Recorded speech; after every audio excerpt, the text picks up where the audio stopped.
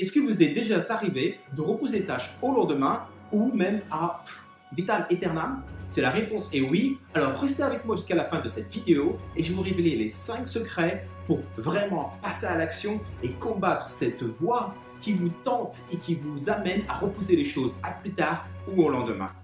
Et si vous restez juste tout à la fin, j'ai aussi un petit secret bonus que je vais vous révéler tout à la fin de cette vidéo. Je m'appelle Saïd, votre ami, pour qu'ensemble on puisse aller de l'avant et atteindre nos objectifs. Avant de commencer, j'aimerais aussi juste vous rappeler ce que c'est que la définition de repousser le lendemain. Tout bonnement, ça s'appelle la procrastination, qui est de repousser les choses à plus tard. Mais moi, dans cette vidéo, je vais vous révéler vraiment les 5 secrets qui font en fait que on arrête de procrastiner, de repousser les choses au lendemain, mais aussi qui vous aident à passer à l'action et que ça devienne une habitude.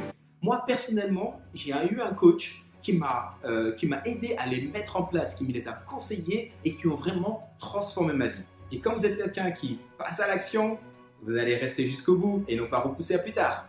Secret numéro 1, votre identité. Qui êtes-vous? Bien sûr, votre identité, bien sûr, on sait que vous avez un nom, vous avez un prénom, mais votre identité, comment vous vous voyez? Est-ce que vous voyez comme une personne qui repousse toujours au lendemain, une personne qui travaille toujours à la dernière minute, une personne qui aime travailler sous pression, qui se dit qu'il aime travailler sous pression, une personne qui attend toujours à la dernière minute, qui arrive dans les rendez-vous à la dernière minute? Est-ce que vous vous voyez comme ça? Votre identité intérieure est vraiment importante.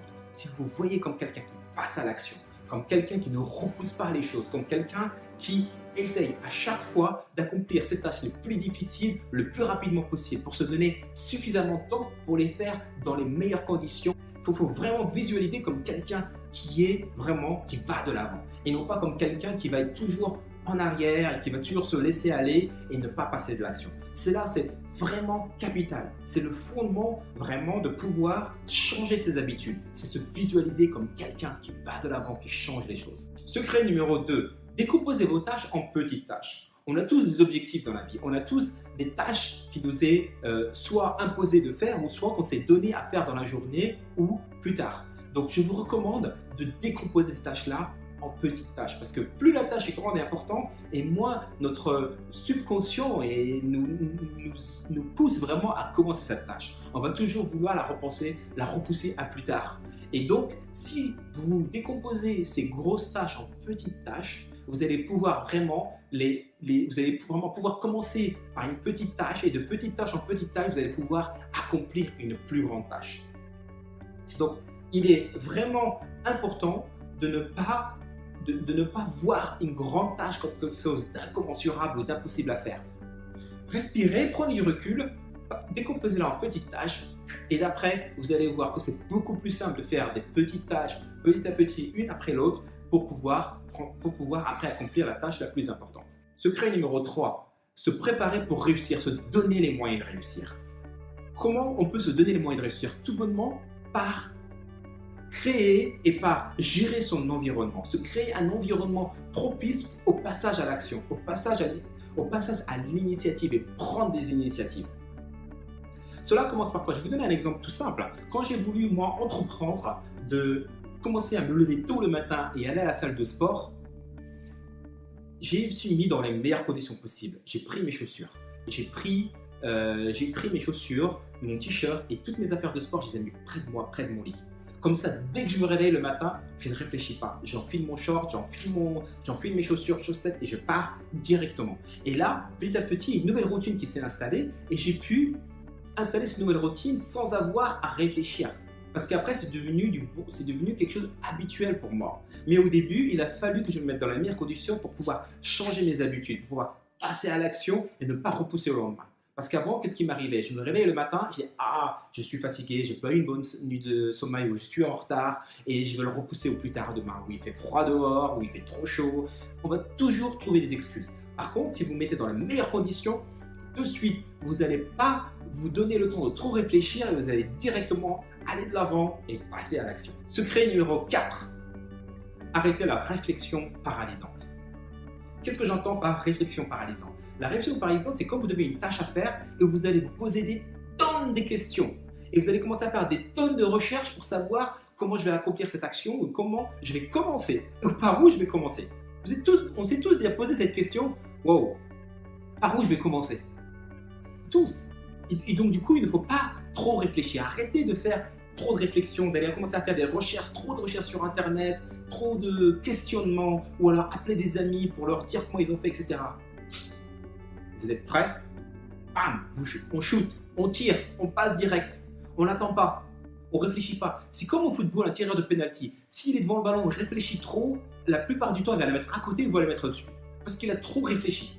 Par contre, s'il s'est dit, j'ai confiance, qu'advienne ce qu'il advienne, j'y vais, et boum, je la mets, 80%, 90% de chance qu'elle soit dans le cadre et qu'elle rentre. Donc, posez-vous pas trop de questions. Allez-y, passez à l'action. Et n'hésitez pas. Et après, vous avez toujours la possibilité d'ajuster. Parce que certaines personnes disent, mais bon, qu'est-ce qu'il arrive si jamais j'y arrive pas ou si j'échoue? N'ayez pas peur de l'échec. Surtout, n'ayez pas peur de l'échec. L'échec ne peut que nous enrichir, nous apporter de l'expérience pour qu'on le fasse encore meilleur et le faire encore meilleur la prochaine fois. Il ne faut pas avoir peur de l'échec. L'échec est là pour nous aider à prendre de l'expérience, à nous enrichir pour qu'on soit meilleur plus tard, la prochaine fois qu'on aura à le faire. Et aussi, une fois que vous avez commencé la tâche, vous avez toujours cette possibilité d'ajuster, de rectifier le tir. Vous savez, les tireurs d'élite, généralement, quand ils s'entraînent, qu'est-ce qu'ils font? Ils se mettent, ils visent par la lunette, ils regardent dans la lunette, ok, et ils tirent un premier coup. Ils tirent le premier coup, pourquoi? Parce que le premier coup va leur donner à peu près, il va donner un peu un sens de combien ils sont éloignés de la cible. Et après ça, ils vont savoir calibrer leur fusil d'assaut ou calibrer aussi leur positionnement pour qu'au deuxième ou au troisième coup, bam, ils l'ont dans le mille. Donc c'est tout pareil. N'hésitez pas à tout de suite passer à l'action.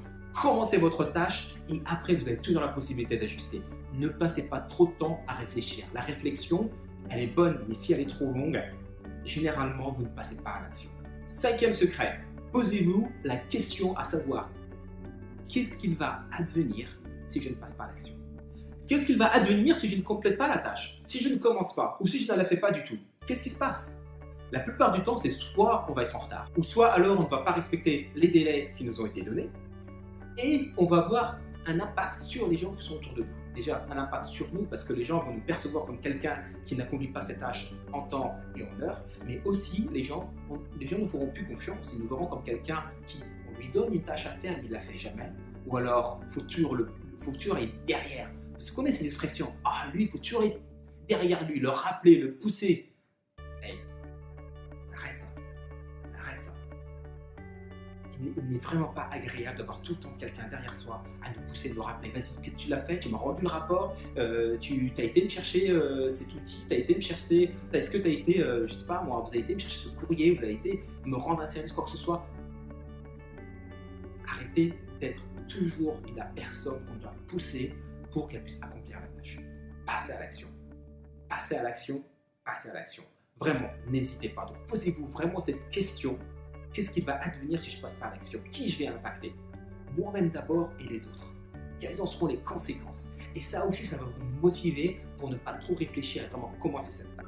Maintenant, je vais vous révéler le secret bonus. Le secret bonus est vraiment de faire attention à toutes les tâches qui sont chronovores. Qu'est-ce que j'entends par chronovore? Chronovore, c'est-à-dire les tâches qui vous consomment beaucoup de temps, mais qui ne vous rapportent pas de valeur ajoutée, qui ne vous apportent pas quelque chose d'utile pour vous faire progresser dans la vie, pour vous faire accomplir une tâche. Je peux vous donner des exemples, il y en a tellement. La télé. Passer du temps devant la télévision de manière passive, ça c'est la télévision, c'est l'un des éléments le plus chronovore dans votre vie. Mettez-le de côté. Mettez-le de côté. YouTube, Internet, s'il n'est pas utilisé pour les bonnes choses, c'est chronovore aussi. Vous avez déjà pris un pas en regardant cette vidéo où vous apprenez quelque chose, où on partage avec vous quelque chose. Donc déjà, c'est un pas vers le changement, vers l'apprentissage. Par contre, si après cette vidéo, vous switchez sur des vidéos de musique ou des vidéos sur la vie de quelqu'un, je ne sais pas, par exemple sur la vie des Kardashians, par exemple. Vous savez, les Kardashians sont un très bon exemple. Les gens, en fait, ils font de l'argent sur le temps des autres. C'est-à-dire qu'ils vous prennent de votre temps pour s'enrichir. Parce que tout le temps que vous passez devant la télévision, vous voyez des publicités. Les publicités, elles sont payantes. Ça leur rapporte. Vous passez le temps devant YouTube. Toutes les vidéos qu'ils mettent sur YouTube, qui les suivent, elles ont des droits d'auteur et ils ont des royalties qu'ils ont touché. Donc, elles font de l'argent sur le temps des autres. Donc, pourquoi vous n'utilisez pas votre temps pour vous enrichir, pour que ça vous rapporte? D'accord? Donc, regardez des documentaires, lisez, apprenez, enrichissez-vous. C'est vraiment important. Et vous allez voir que plus vous allez vous enrichir, plus vous allez lire et plus vous allez voir que vous allez pouvoir passer à l'action, vous allez devenir quelqu'un de meilleur que vous n'avez été la veille.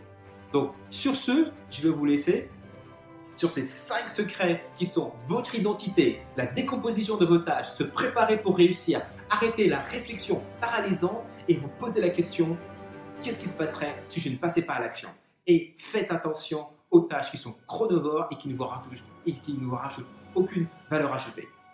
Donc, si vous avez aimé cette vidéo, passez à l'action et mettez-moi des pouces vers le haut. N'hésitez pas à la partager avec tous les gens que vous voyez autour de vous qui pensent qu'ils pourraient bénéficier de cette vidéo. Et aussi, mettez-moi votre commentaire en bas. N'hésitez surtout pas et je vais essayer de répondre à ces questions. Et s'il y a un sujet que vous voulez que je traite par vidéo aussi, je ferai une vidéo YouTube dédicacée rien que pour vous. Donc, je vous remercie encore, je vous dis à très bientôt et surtout les amis, n'oubliez pas, écoutez votre cœur, suivez vos passions et passez à l'action maintenant. Ciao, ciao!